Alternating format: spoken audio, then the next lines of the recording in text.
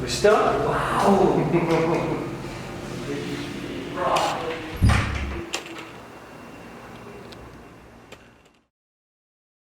E aí, gente, hoje estou aqui nesse novo episódio de Papo com Elal, com um convidado ilustre, amigo Hugo Kert. Ainda vou pronunciar esse nome mais naturalmente um dia. Kert. Isso. Pronto. Como está escrito, você lê, pronto. Kert. Pronto, Kert. E, bem, o nosso Papo com Elal está chegando no segundo mês de gravações e estou muito feliz de estar aqui, Hugo. Obrigado. Prazer de estar aqui contigo, que bom que você aceitou esse convite, né? Eu fiquei muito honrado com o seu convite, muito obrigado. Um amigo incrível que eu admiro, um artista, fotógrafo maravilhoso. Maravilhoso. Te receber aqui é um prazer.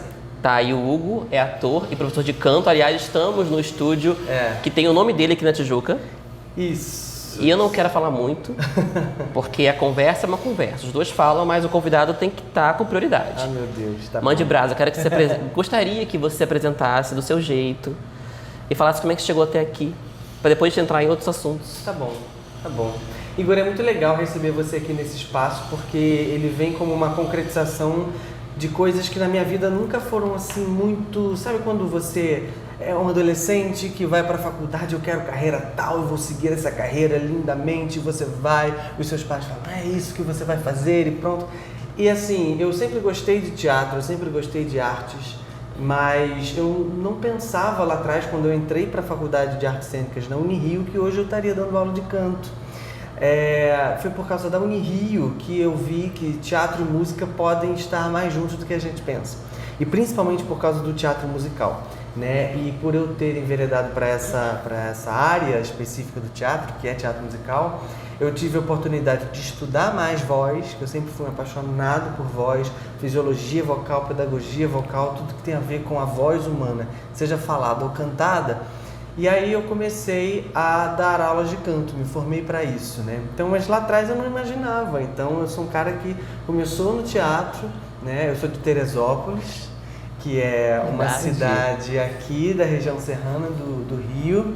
E assim, se para o Brasil, né? Se para o âmbito geral de Brasil, a gente já tem uma escassez na educação e na cultura, principalmente para o teatro, né? Que nós temos uma sociedade que consome muito TV, muito cinema, o que é bom, mas o teatro ele sempre fica lá um pouco para escanteio. Você imagina como é que isso é em Teresópolis, né?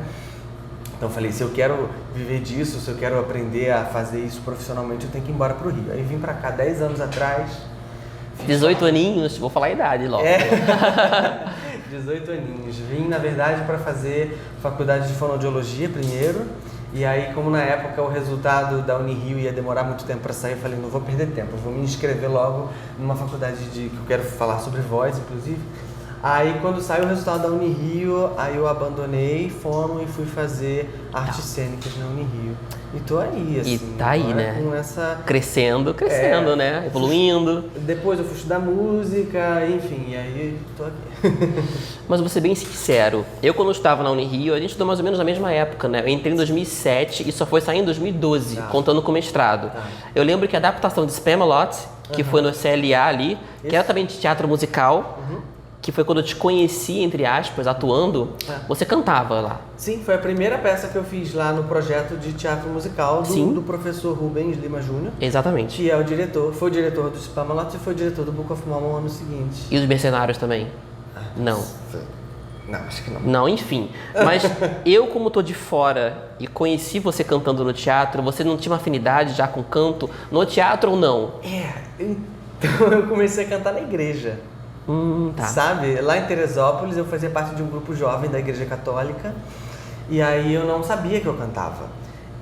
Só que eu era, assim, muito da igreja, eu gostava de ir rezar e fazia parte de todos os grupos. Já tinha minha veia artística pulsando aí, porque eu queria fazer a peça do santo, eu queria produzir o musical da igreja católica do século. E aí, de repente, falaram assim, Hugo, você sabe cantar todas as músicas, vem, a gente tá precisando. Eu falei, eu não sei cantar. Meu pai é músico. Isso não sabia. Então, acho que isso já vem um pouco de essa herança aí, desse DNA artístico. E aí eu peguei o microfone para cantar lá na missa e aí eu mesmo me assustei. Eu falei assim, não com vozeirão, mas me assustei que eu comecei a identificar, poxa, tá afinado, não é um desastre. E aí, lógico, não tinha estudo nenhum. Aí sim, depois eu fui pro Spamalot. Quando eu entrei pra Unirio, eu nem sabia direito o que era musical. E aí lá que eu fui apresentado a esse projeto. Foi o primeiro que você fez, não é isso? Foi. Foi em que ano? 2012. 2010 eu cheguei a entrar pro Rock and Roll Show. Foi uma montagem que eles fizeram lá e eu tive que sair. Mas efetivamente eu fiz o Spamalot, foi em 2012. Foi o meu primeiro contato contigo. E que, claro, em Book of Mormon ficou mais evidente. Porque o Book of Mormon eu fui várias vezes. Jura? Mínimo 3 vezes eu fui. Todas na Unirio? Uhum. E eu fui chamando geral, tá fazendo pedagogia na época. Chamei amiga, chamei amigo, uma galera que fez uma propaganda. Eu fazia uma propagandazinha ali pra galera do Centro de Ciências Humanas, né? Que era um prédio do lado do CLA ali, você sabe. E enfim, foi uma época muito boa. Eu fiquei super encantado. Porque eu confesso que eu subestimava esse tipo de trabalho numa faculdade. Eu achava que a construção, a adaptação, seria uma adaptação superficial. Não tenho vergonha de dizer isso, até porque eu me surpreendi muito e comecei a valorizar muito mais quem abraçava o teatro de uma maneira sólida, concreta e sabendo o que estava fazendo. Tanto que o Book of Mormon, você mesmo pode dizer, não ficou restrito à universidade. Você gostaria de falar um pouco sobre isso? Sobre essa expansão de um projeto que você, claro, se doou, mas talvez achasse que ele fosse se encerrar ali. Eu acho que ninguém esperava. É isso mesmo que você falou. Eu acho que ninguém esperava. Por ser um projeto acadêmico, feito por alunos, né, produzido por alunos, a gente é que fazia o próprio cenário, é que customizava o próprio adereço, o figurino. Então, assim, para aquilo ficar realmente com uma cara de escola e amador é muito, muito grande. A chance daquilo não ter cara profissional é muito grande. E tá tudo bem, porque essa é a ideia da escola. É formar artistas nesse lugar meio mambembe, artesanal, da escola de teatro. Teatro amador, tá tudo bem. Agora, a proporção que isso tomou assustou a todos nós. E assustou no bom sentido, né? Porque a Unirio sempre dava a pauta para os projetos do Rubinho uma vez por ano. Então, aquele palco onde a gente se apresentava, a gente não tinha ele para sempre. Você usa quando quiser. Não, você tem que ceder para outros grupos, outras pessoas que estão montando suas práticas. Só que o sucesso foi tão grande que no ano seguinte, a Unirio conseguiu ceder de novo o palcão, que foi o lugar onde a gente se apresentou, para uma segunda temporada. Isso nunca tinha acontecido. E aí daí foi uma coisa louca, porque começou uma série de convites, né? Para João Caetano. Eu lembro. Que assim, gente, João Caetano, Teatro da Prefeitura, enorme, 1.000 e tantos. Não teve Cidade das Artes também? Cidade das Artes, o Teatro da UERJ, que foi logo depois, quando a gente foi da UERJ.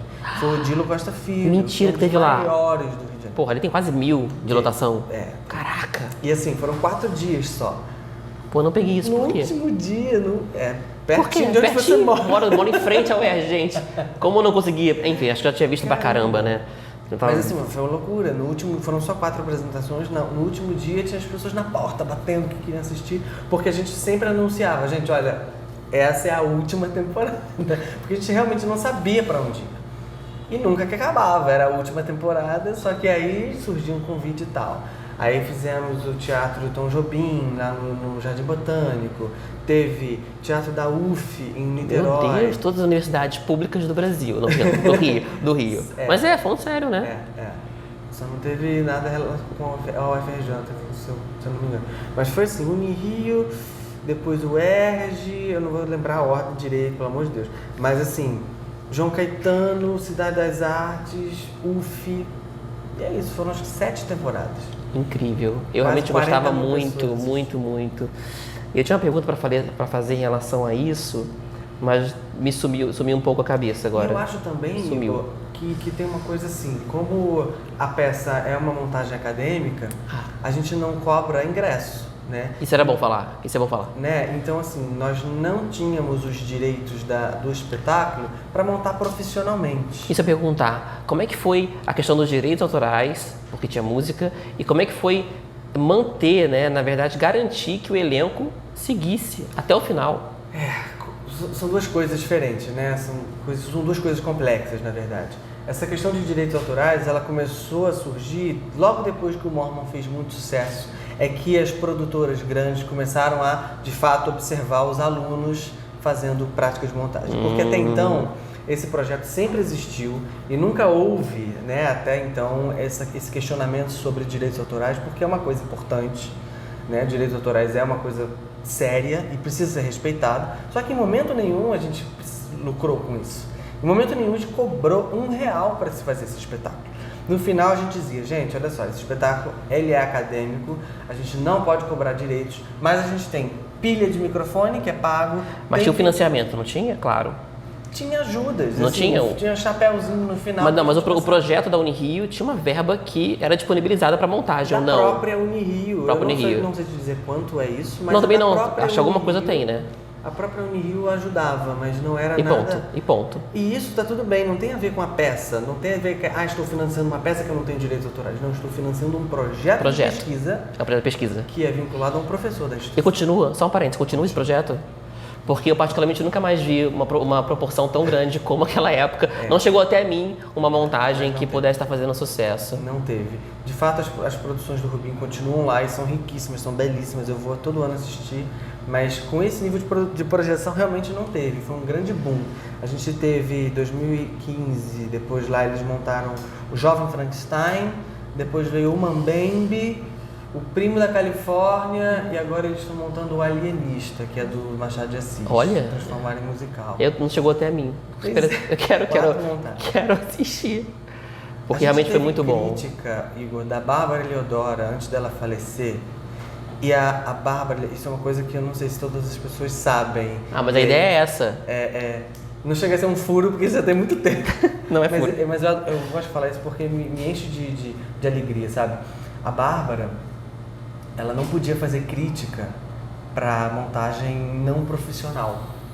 O jornal Globo contratou a Bárbara Leodora séculos atrás, ela era há muitos anos crítica, todo mundo sabe, conhece esse nome, né? Bárbara Leodora, as pessoas tinham um certo medo, ai meu Deus, ela vai falar bem da minha peça, ela vai falar mal, então ela foi uma grande formadora de opinião para o teatro carioca.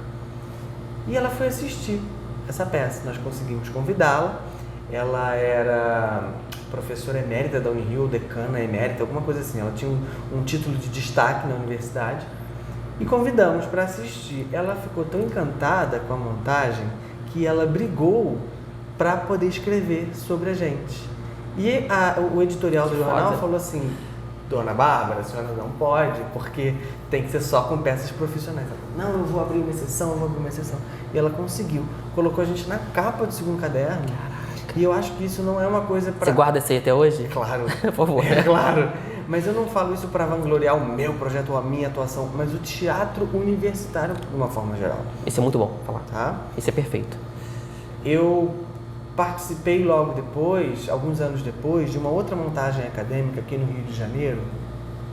Foi de um musical que tinha a mesma ideia, assim, montar não profissionalmente, não cobrando ingressos. E foi embarreirado por uma produtora profissional aí, que não vale a pena, né, citar e tal, mas é onde eu acho triste, porque é você querer cercear um pouco o ensino universitário, o ensino acadêmico, com medo de que ele possa virar uma coisa muito profissional e que vai abafar as outras produções. Meu Deus, não. Surgiu esse questionamento, sabe? Jura? Então eu acho não conseguiria ver. Porque o teatro universitário ele é muito importante que aconteça. A gente está vivendo, sempre esteve em luta, né, com a cultura, com a arte no Brasil. E agora eu acho que a gente está mais ainda. E a gente teve muitos cortes nas bolsas de pesquisa. Então, se você não fomenta o ensino público de qualidade, fazendo peças de teatro musicais, que é uma coisa muito difícil de ser feita, porque você demanda técnico de som, técnico de luz, você tem que ter microfone, você tem que ter um preparador vocal, um diretor musical, uma banda ou uma orquestra, onde tem que ter um maestro. Quer dizer, não é uma peça de teatro que você, às vezes, pode depender de um ator, um diretor, um cenógrafo, e você faz teatro, né? Basta um ator no palco, você já tem teatro, né? Como diz. Agora, o musical ele é muito mais complexo do que isso. Aí você feito isso de graça para as pessoas poderem assistir, sabe? Aí é uma maldade você querer cortar isso dos alunos, né? Enfim, desabafei. Gosto, desabafo com o Elal. Papo com o Elal vai virar desabafo com o Elal. Muito bom. Eu tô vendo aqui no meu roteirinho, não, pode falar. Aqui, na verdade, não tem um roteiro fechado, a ideia é que seja totalmente solto. E acho que, inclusive, para nossa área, né, não ter nada fechado, engessado é a melhor coisa. Eu já te mandei esse roteirinho aqui, mas vou fazer a mesma pergunta. O ator precisa ser intuitivo, técnico, estudioso ou os três? Eu inventei essa pergunta, tá? Eu nem joguei no Google, isso aqui foi da minha cabeça. Como é que é o ator? Ele precisa ser... Na verdade, eu vi um pouco da minha profissão como fotógrafo, tá? Aí joguei pra você. Não sei se dá pra fazer uma adaptação. Você precisa ser intuitivo, técnico, estudioso ou os três. Isso, na verdade, tem uma coisa de etapa em relação a isso ou isso tudo se conflui? Isso tudo se conflui. São as três coisas, sem dúvida nenhuma. Agora, é muito difícil você falar até pro médico, né? A ordem que ele tem que seguir... Porque ele já tem lá a gradezinha dele bonitinho. Depois você tem que fazer residência, blá, blá, blá, blá, blá. Para arte, você não tem um plano. Olha, você tem que fazer isso, depois você tem que fazer aquilo. Não existe Tudo isso. junto, então. Eu tenho muitos exemplos de atores que não vieram do teatro e começaram a fazer teatro depois. Aí eu, por exemplo, vim do teatro, comecei a dar aula de música depois, sabe? Então você não tem uma ordem. Agora, independente da profissão que o cara vai escolher, intuição, técnica e estudo precisam andar juntos o tempo inteiro, o tempo inteiro. Se é para ser profissional, você sai do meio acadêmico, que é a parte de estudo, a intuição já está com ele, é uma coisa que ele vai desenvolver, e a técnica é uma coisa que tem super a ver com o estudo. Tem a ver com a prática e o estudo. Assim, é questão da teoria e prática, né? Eu vejo muito na minha profissão que eu produzo uma teoria na prática. Não é uma teoria acadêmica, histórica, mas uma teoria de conhecimento. Exatamente. E sem praticar você não consegue produzir. E você passa adiante. Exatamente. Você aqui nesse estúdio, eu tenho certeza que você o que passa para os alunos não é só o que você leu ou estudou, você está praticando. E a sua prática tá ali, ó. Pá, vou tentar passar para alguém. Uma coisa que me perguntam muito, você deve imaginar. Todo mundo pode cantar? Pergunto isso para o professor de canto diariamente. Eu queria saber, eu vejo The Voice, eu vejo isso, todo mundo pode cantar? Aí eu falo assim, pode cantar, mas qual é a sua expectativa com isso? Querer gravar um CD e sair em carreira internacional daqui a um mês? Ou você quer cantar porque você gosta de cantar, vai cantar com seus amigos em casa? São proporções completamente diferentes. Uma tem a ver com o mercado, que vai te exigir uma técnica, uma voz, uma certa estética vocal, que exige. Outra vai te exigir prazer só. Você quer tocar... eu tenho alunos que vêm aqui porque eles querem cantar melhor no karaokê da vida. Porque eles querem cantar melhor na rodinha de samba. E tá tudo bem. Tudo bem. Agora, eu tenho grande parcela dos alunos meus aqui são atores de musical profissionais, que se preparam para quê? Para audições. Então, a demanda é diferente. Então, é claro que todo mundo pode cantar, desde que você tenha noção do que você quer com aquilo, né? Da perspectiva que você quer com aquilo, porque a estética vocal, ela abraça todos os níveis. Não tem essa de que fulano... Eu acho que tem um estudo aí dizendo que só acho que 1% ou 2% da população é que tem um ouvido completamente inapto para música, né? Que assim, não reconhece a diferença disso aqui para uma nota musical. Isso é muito raro. Quem não reconhece uma batida para uma nota musical, é difícil. Se eu perguntar para você, isso aqui é uma nota musical, você vai saber que não, isso aqui é uma batida. Então é muito raro uma pessoa que não tenha ouvido. Dá para desenvolver em qualquer pessoa. Perfeito. Então o desenvolvimento pro canto ele é para todos, mas talvez as exigências, dependendo do contexto, são diferentes. Infelizmente, tá muito... né? Porque aí esbarra em outras Mas questões. Acho que é interessante dizer isso, porque ninguém nasce para ser tudo, né? Não dá para abraçar tudo na vida, eu acho. Eu acho também. Não, acho que é muito bom você se reconhecer em algum lugar, em algum dom e aperfeiçoar isso, né? E como você disse, a pessoa talvez tenha que assumir para ela que ela pode cantar com baixas expectativas. Isso não é um problema. É verdade. Tipo, acho que pode ser, infelizmente, dependendo do ponto de vista, mas para alguém que se realize só pelo prazer, é verdade. Tá ok, né? É uma discussão ampla, né? É muito ampla. Acho que você que trabalha com visual, você sabe que a estética é uma coisa que pesa muito no seu trabalho. Muito. Né? E existe estética vocal também. Existe? Existe esses programas aí de reality show de cantor, né? Idol, né? American Idol, The Voice, essas coisas. O que acontece ali? O público leigo que não entende de música, que não estudou música ou não entende de voz, sabe identificar que a pessoa é boa, que a pessoa é ruim. Ele julga. O público tem esse poder, né, de julgar esteticamente, sem entender tecnicamente, mas ele julga, ai, que voz linda. Então tem gente na minha família assim que não sabe de nada, que está afinado ou desafinado. Que lindo, mas consegue reconhecer quando não é bonito, quando não é esteticamente bonito. Isso é interessante. E geralmente acertam, né, quando não tá legal mesmo. Porque o público ele tem essa coisa do arquétipo, né, que esbarra nas pessoas, é uma sociedade inteira. Talvez se você for para uma tribo lá no interior da Índia, que está acostumado com um tipo de canto totalmente oriental, totalmente diferente desse ocidental que a gente tem, eles vão achar isso horroroso. Sim. A Whitney Houston cantando, nossa, é uma unanimidade, que voz incrível. Mas se você levar lá para o Oriente, no interior da China, que tem um canto totalmente diferente, vai achar isso péssimo. Engraçado que você falou agora, porque eu estava vendo alguns documentários da Whitney Houston, eu adorava ouvir, gosto de ouvir. É curioso porque eu acho que ela não fez turnê para lá, né? Será que ela era muito consumida? Não podemos falar fake news. Então pesquise no Google. Não sei, porque realmente, eu acho que pro Japão ela foi, mas pra China não foi.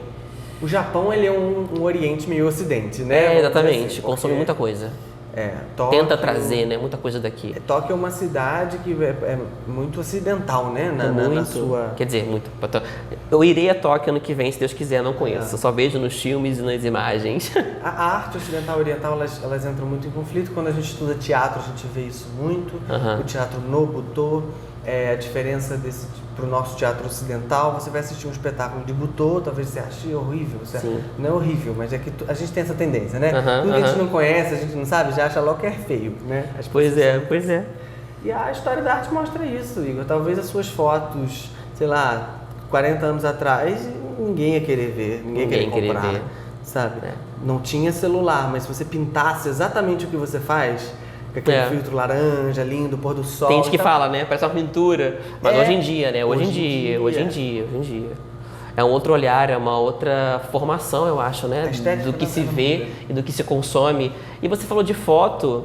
Você quer falar sobre aquele ensaio que a gente fez? Seria interessante falar aquilo, né?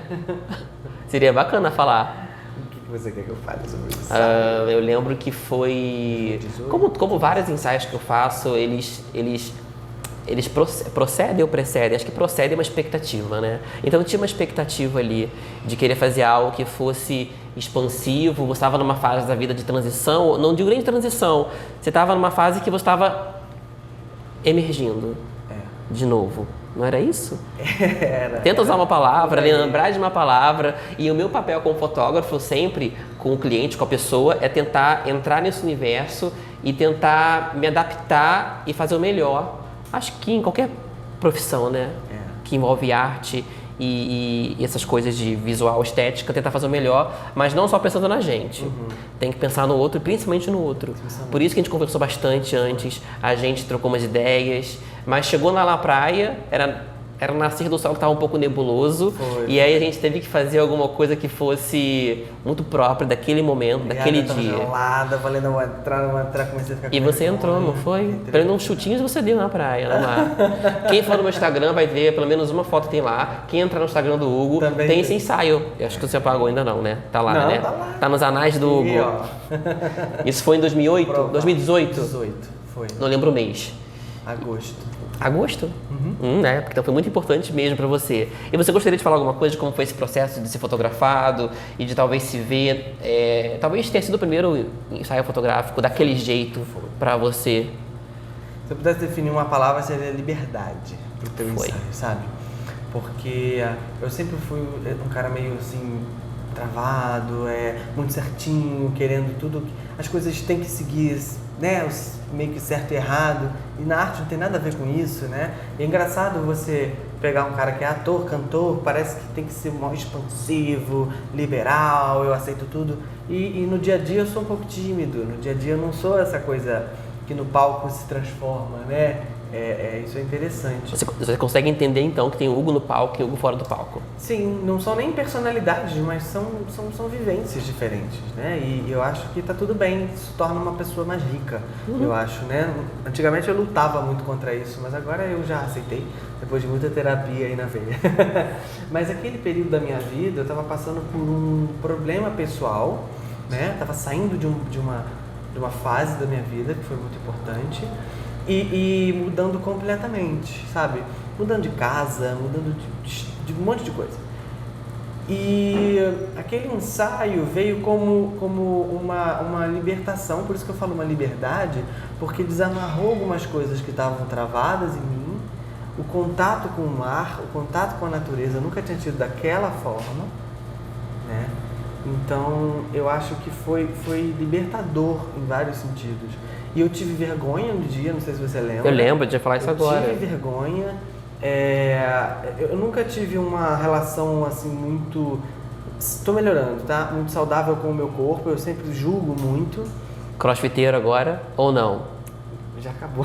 Acabou essa fase? Foi uma fase? Foi uma turnê? Foi uma turnê, nem fala isso, que o meu coach lá vai ficar triste comigo. Olha, o Hugo pode voltar em breve, tá? Qual é o nome do seu coach? Não fale. Sérgio, quem sabe? Tá aqui uma deixa pra você puxar a orelha do Hugo. Não, me ajudou muito. E lá enfim, incrível. Exercício físico, tudo isso me ajuda muito. Mas na época, não é uma questão só de estética, da barriguinha, do peitinho, não sei o quê. Mas era tudo, porque esse momento que eu passei tinha a ver com uma quebra estética, né? Eu passei por um fim de uma etapa da minha vida que teve a ver com isso. Uhum. E aquilo ali, tirar a camisa na praia e tal, e a água... E ficar à vontade, tudo. né? Porque isso faria diferença, ficar à vontade. Você ficou ao longo do ensaio, que durou mais ou menos uma hora. 5 e pouca da manhã ou 6 horas, que foi o nascer do sol. Uhum. Então tinham 2 ou 3 corredores loucos lá, que estavam já fazendo a sua corrida. Sim. Aquela hora da manhã. Mas aí quando começou a ir para 6 e pouca, quase 7 horas da manhã, que já estava no finalzinho, aí já começou a vir mais gente. É verdade. E aquilo começou foi logo a hora de ir para água, para fazer as coisas. Mas foi muito bom, então foi libertador, eu acho que, sei lá, recomendo. Acho que teve uma troca também interessante, porque naquela época você não estava fazendo fotos como você está fazendo hoje. Exatamente, né? Exatamente. Foi muito bom você pensar nisso. 2018 todo eu fazia aquele tipo de foto, porque eu me identifico até hoje, só que a expansão veio com o tempo, né? Comecei a tentar sair dessa zona de conforto, porque é muito confortável quando você já sabe fazer uma coisa. E você consegue olhar e assumir que é bacana, mas a gente, pelo menos eu, gosto de explorar coisas que eu não fiz ainda. Pelo menos para ver e falar, cara, ficou bom ou ficou ruim. Eu tenho que ter essa resposta. Sim. Sou um cara muito curioso e tô sempre ali atrás de alguma coisa nova. E acho que para fotografia isso é muito bom, porque não tem é infinito, né, esse processo de criação. Basta você querer, né, e ver se vai dar certo ou não. Legal. Não, mas é muito legal. Essa experiência com o Hugo foi muito boa. A maioria das pessoas que chegam até mim são mulheres, então fotografar uma pessoa também de outro gênero, né, com uma outra intenção, com tudo que envolve, para mim foi um aprendizado também, né, muito importante. E também olhar para você não só como um amigo, mas para alguém também que estava, novamente dizendo, né, se readaptando a uma nova fase. Eu gosto muito disso, né? Tem muito fotógrafo que deve chegar, fazer o trabalho e ir embora.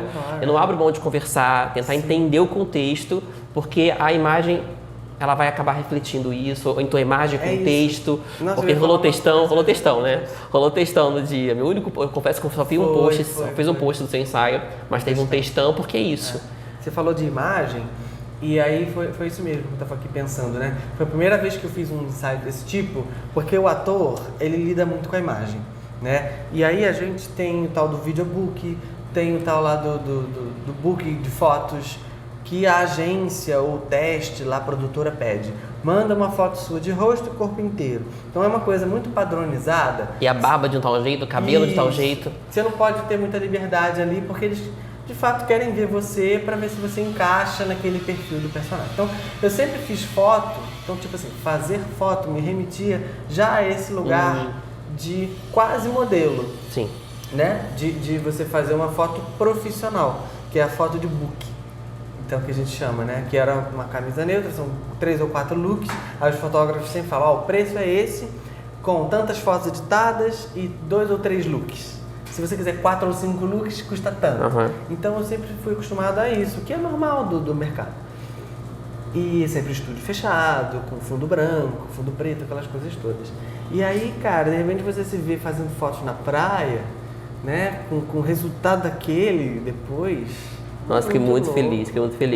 Mas eu entendo esse mercado de agência, porque na verdade ele quer as fotos pra você, não pensando num papel específico. Ele quer o Hugo padrão. É, neutro, né? Neutro, né? Nem padrão, neutro, pra tentar jogar pra vários tipos de papéis diferentes. E a foto na praia que pega uma silhueta não serve pra quase nada em termos de trabalho, mas serve pra gente.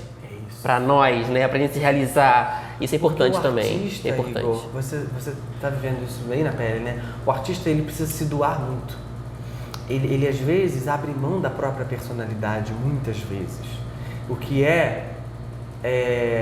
psicologicamente tem que ser trabalhado nas pessoas. Porque o artista, ele está sempre em mutação para atender uma demanda específica que vem de outra pessoa, geralmente. Perfeito. Então, isso é muito grave quando você não tem isso claro na sua cabeça. Em que momento eu vou ser eu? Em que momento eu, Hugo, que sou o Hugo artista, nunca vou deixar de ser, por mais que não esteja em cartaz, mas em que momento eu quero ser eu? E aí é o que vem surgindo agora, que é maravilhoso. Na crise, nossos artistas promovendo seus próprios espetáculos. Muito foda. Os nossos artistas aí de musical entrando em cartaz com os próprios shows. Aquilo que eles têm vontade de fazer, que eles têm vontade de falar. Porque senão a gente fica só reproduzindo texto que as outras pessoas escreveram, músicas que as outras pessoas escreveram, e você é um trabalhador a serviço daquilo. Isso. Tá tudo bem, porque isso faz parte do ofício. Tá. Agora, em que momento, né, que a gente também volta pra si, né? Pois é, né? Criar esse autor do que a gente faz. Eu gosto muito da fotografia por isso, né? Provoca muito a questão da autoria e de exercitar uma coisa que a gente ama e que parte da gente lá de dentro, né, pra fora. Eu acho que é um processo que é de fora pra dentro, mas às vezes de dentro pra fora, foda pra caramba. E uma curiosidade sobre você, na verdade, né, Rafa, a gente tá fazendo essa pergunta pela segunda vez, né? Talvez ela vire uma pergunta meio que padrão nos papos. Eu acho que é bacana um convidado falar uma curiosidade que ninguém saiba. Você então, que é um cara que tá público, é um cara público, né? Que tá aí nas redes e espetáculos, muitas pessoas conhecem você, mas tenta pensar numa coisa que ninguém sabe, mas... Não sei se ninguém sabe, né? Porque às vezes é tudo a tão maioria, exposto. vamos lá, a maioria. Ai, deixa eu ver uma coisa... Eu tenho toque. Eu tenho toque e sou sistemático. A beça. Tá, você é virginiano. Não! Eu sou leonino. Mas você é leonino. Eu sou de leão. Mas eu tenho muitas coisas de virgem no meu mapa ali, que me dão essa coisinha na cabeça ali. Não chega a ser um toque grave de tratar, não. Você nem precisa falar o toque específico. Fala que tem, tá bom já. Mas é sistemático. Às vezes eu vou num lugar que eu vou num restaurante pela primeira vez pra almoçar ali. Menino, para eu um dia depois ir em outro, é muito difícil. Eu vou sempre ali, porque eu sei que vai dar certo. Eu sei que ali já é bom. Só. Eu sei que ali não vai mudar nada. Então isso é muito louco, né? Mas cada um tem seus toques, né? Eu vou expor meu pai aqui também. Meu pai tá vendo isso, gente. Ele vai ver com certeza. Meu pai, ele pode chegar em casa meia-noite. Se ele ver um garfo sujo, ele vai lavar. Ele não deixa pro dia seguinte, ele é virginiano. Então, se ele vê alguma coisa... Ele nem é maníaco de limpeza, não. Mas, eu também cara... não sou muito, não. De limpeza, não. Mas é de organização. Meu Deus, ele não pode vir um copo com água na pia. Ele vai lavar e guardar. Aí eu falei, tá, tudo bem, pai, tudo bem. Eu não podia deixar pro dia seguinte, né? Acumular um pouquinho mais de louça. Eu parto do princípio, agora uma curiosidade sobre mim. Lá em casa, lavando a minha louça, eu confesso que eu deixo acumular no máximo 24 horas. É o máximo. Porque acho que é o máximo que não fica assim feio. Obviamente, se eu vou receber alguém, tá lavando, né? Tô lavando. Mas eu, por mim mesmo, acho que 24 horas da noite pro dia é um tempo interessante pra você deixar sua louça ali. Acho que não vai vir barata, né? Não vai vir bicho também, acho que não, né? vai vir bicho, mosca, acho que dá pra tá dentro de um... Mais higiênico. Nossa senhora. Adorei, então sistemático. Então, gente, se você encontrar o Hugo em tal restaurante no Rio de Janeiro, saiba que no dia seguinte ele vai estar lá também. Tá? De novo. Provável que então você pode ter um encontro informal com o Hugo, tá? Em algum restaurante aqui do Rio. Fica a dica, é isso mesmo? É, por aí. Muito bom. Bem, finalizando, dica pra alguém que quer começar a atuar. Uau! Essa pergunta... Não, e essa pergunta pra você eu acho que é muito boa, porque você tá em formação como sempre, já ficar em formação, tipo, não tô formado, tô pronto. Mas você já adquiriu uma experiência aí prévia muito boa para poder dizer isso para alguém. Sim. Eu acho que uma primeira coisa que eu diria é: não crie expectativas. E principalmente, porque é muito difícil, e principalmente com coisas que você vê nos outros que deram certo, pode não dar certo com você. Não tem uma fórmula. Para o artista, acho que para o ser humano isso de uma forma geral, mas para o artista especificamente. Quando eu fui estudar nos Estados Unidos ano passado, passei alguns meses lá. Calma aí, foi ano passado que você foi para Nova York? Foi em 2019, Em janeiro? Janeiro de 2019. E você ficou de janeiro até março? Até março, abril, por aí. Ei, eu lembro disso, já que era 2018, cara. Foi 2019, Eu fui fazer um curso de formação de professor de canto. Era um curso de música, de especialização, super intensivo, né, condensado em alguns meses e tal.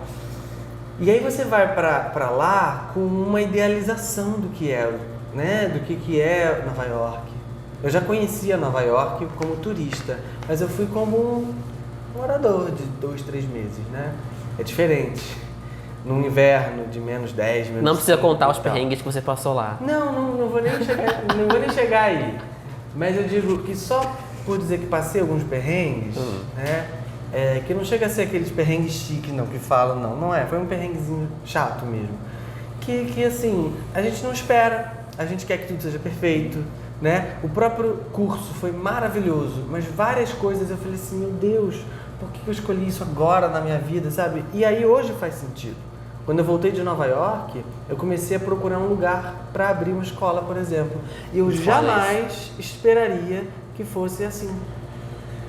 Se eu não tivesse voltado de Nova York exatamente naquela época, talvez eu não tivesse encontrado esse espaço. Muito legal. Seria em outro lugar, e esse espaço para mim é perfeito, o lugar é perfeito. Perfeito.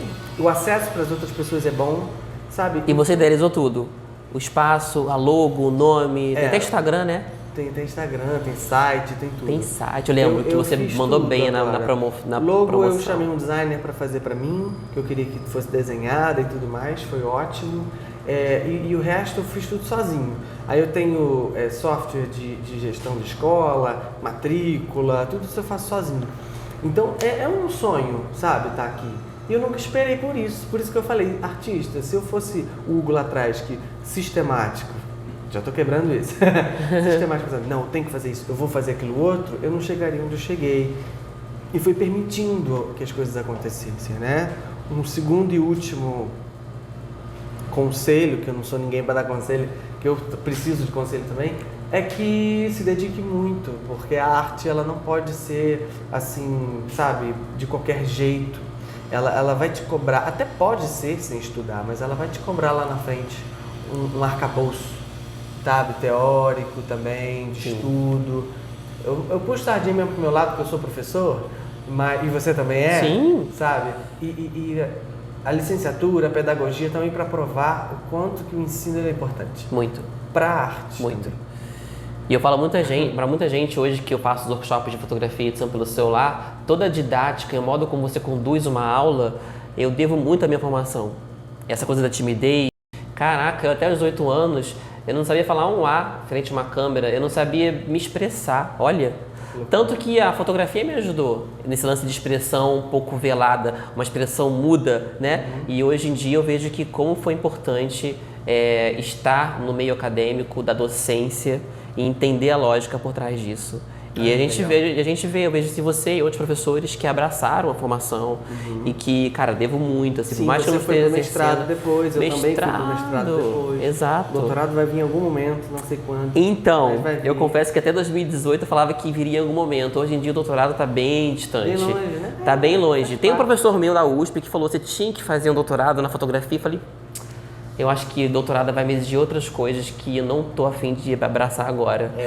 E é foda você recusar um convite, né? Recusei mesmo, eu recusei. A academia, às vezes, ela também te fecha muito, né? Eu falei, não é a ideia. Aparentemente seria uma coisa muito solta. Solta no sentido que seria um doutorado, com todos os seus prazos e estudos, mas ele me disse que eu não teria que mexer na minha rotina. Mas acaba mexendo, claro que mexe. Não tem como a gente fazer... De dedicação total. Não, total. E tem defesa não, tem... Qualificação. Qualificação, às vezes são duas. Nada contra, que eu adorava, tá? É? Falei com o Rafa antes de chegar, falei, cara, como eu adorava esse mundo acadêmico, escrever artigo, viajar, pegar a bolsa. Porque é isso, eu não vou negar que a bolsa do mestrado me ajudou muito a realmente mergulhar.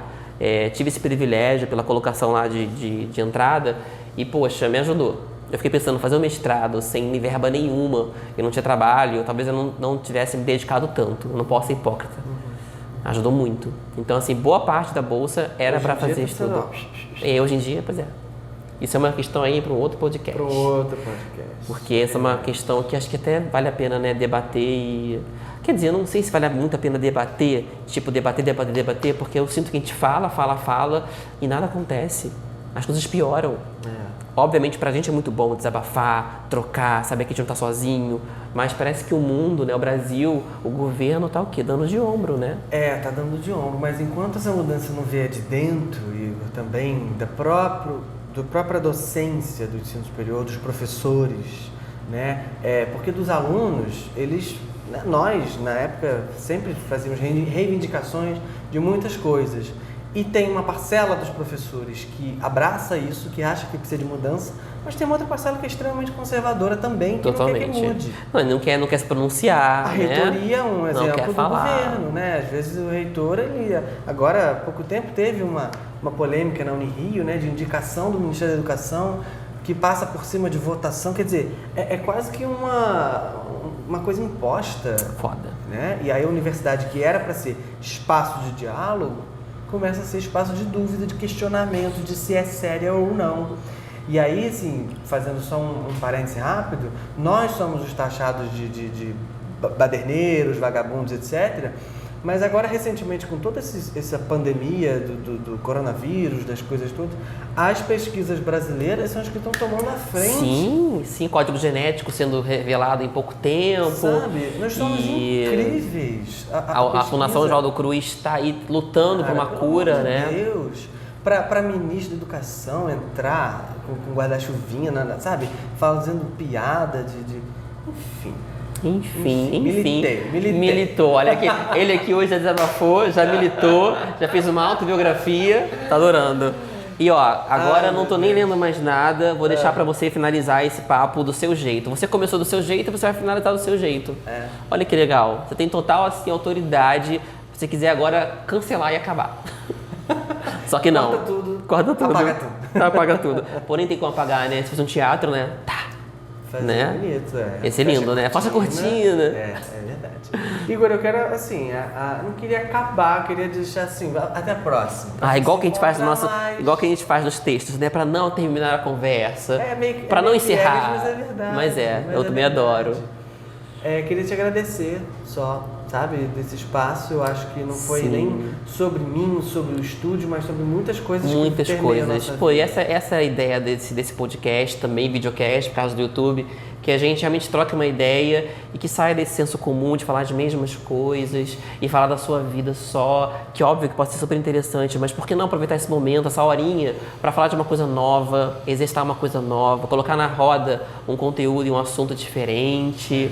Então, muito bom, porque eu não te vejo só como amigo, eu te vejo como profissional também. E na minha cabeça, acho que na sua também, o profissional e pessoal, ele não se descola, né? Não. Porque eu já vi o Hugo em contextos totalmente informais e também já vi atuando, né? Em peças infantis, em peças universitárias. É verdade. E um dia eu vou vir aqui, bater na porta dele e ver ele lecionando, e você não vi ainda, né? Ao vivo, quem sabe? Quem sabe, né? Ter um início, né? Um início. Mas obrigado mesmo por ter aceitado. Você. Enfim, as portas estão abertas para você e para quem está assistindo. Estão abertas também. Mesmo? Não tem que tocar a campainha ali? Tô brincando. Tem, não, tô brincando. Você pode vir a hora que você quiser, marcar suas aulas, vir pra gente cantar um pouco e pro seu público também. Cantar um pouco, gente, isso aí vai ser um desafio gigante. Fazer um jabá aí, depois você bota aí o Instagram do povo aí para eles conhecerem o estúdio, ver o que é. Aqui eu não é só aula de canto, eu propus abrir esse espaço também para artistas que queiram usar para ensaio, então já abriguei companhias assim esporadicamente que estavam precisando de lugar para ensaiar nem tudo é sobre dinheiro, cobrar, olha, vou te alugar tal coisa. Às vezes está vazio, eu consigo abrir uma brecha para a pessoa, pelo menos poder ter um encontro. A vida é uma troca, Então né? eu acho que esse espaço ele é importante. Se a gente não se sente prejudicado, acho que o dinheiro nem sempre tem que tomar a dianteira, né? De uma relação de trabalho. Exatamente. Às vezes sim, às vezes não. Então, gente, é isso. Até a próxima. Obrigado, querido. Você é um queridão. Você que é. E é isso. Fomos. Tchau.